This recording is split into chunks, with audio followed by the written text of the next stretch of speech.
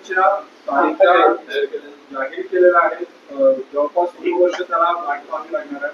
तुम्हाला या सगळ्या तारखा मांडायच्या की तुमच्यासाठी आक्षेप नाही? मग एवढी घोषणा करायची गरज काय होती? खर तर या देशामध्ये ओबीसी हा एक मोठा प्रवर्ग आहे आणि यालाच सत्तेचा वापर करून भारतीय जनता पक्ष यांचा वापर करून भारतीय जनता पक्ष सत्तेत आली आहे. परंतु पूर्णतः या समाजाकडे, ओबीसी समाजाकडे, या प्रवर्गाकडे पूर्णतः दुर्लक्ष आहे.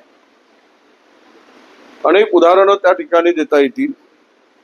केवळ काहीतरी थातूर मातूर दाखवायचं आणि मतं घ्यायची आणि त्यांचा वापर करायचा, ही मुळात कल्पना जनगणनेची राहुलजी गांधी यांनी गेल्या 4-5 वर्षापासून सातत्यानं जिनकी संख्या भारी उसकी उतनी हिस्सेदारी हे घोषवाक्य घेऊन की जातनिहाय कास्टवाईज जनगणना झाली पाहिजे हा नारा देणारे कोण होते? तर राहुलजी गांधी होते.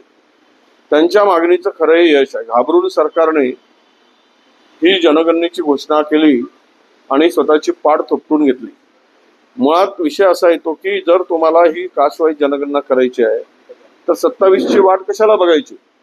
म्हणजे तुम्हाला पुन्हा ओबीसीचा वापर निवडणुकीच्या तोंडावर करून खोटी आश्वासनं देऊन त्या 29च्या निवडणुकावर डोळा ठेवून करायचं आहे का?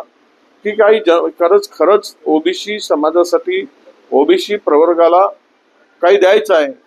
त्यांची जर भावना शुद्ध असती तर आता त्यांनी घोषणा केल्याप्रमाणे या वर्षातच 25 मध्येच या संपूर्ण 26 मध्ये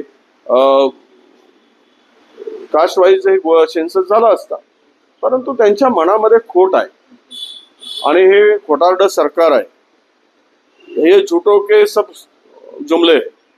त्यामुळे मला फार यामध्ये 27च्या ला सुरुवात करतील, 28 आणतील, मग 29ला मुद्दा पुढे करतील आणि यामध्ये जोपर्यंत होत नाही, लबाडाचं जेवण खाल्ल्याशिवाय खरं नाही असं प्रकार जोपर्यंत होत नाही तोपर्यंत आम्हाला विश्वास वाटत नाही. तुळजापूरचे जे ड्रग्ज प्रकरण आहे त्या प्रकरणात पोलिसांचा जो तपास आहे त्याच्यावर नाराजी उभाटाच्या खासदारांनी व्यक्त केली आहे. त्या आरोपीला मोकाट सोडले. चार्जशीट मध्ये बऱ्याच त्रुटी असल्याचा असं आहे. सत्तेतील एका पक्षाचा तो मुख्य आरोपी जवळचा आहे, त्या विचाराचा आहे आणि या देशामध्ये, राज्यामध्ये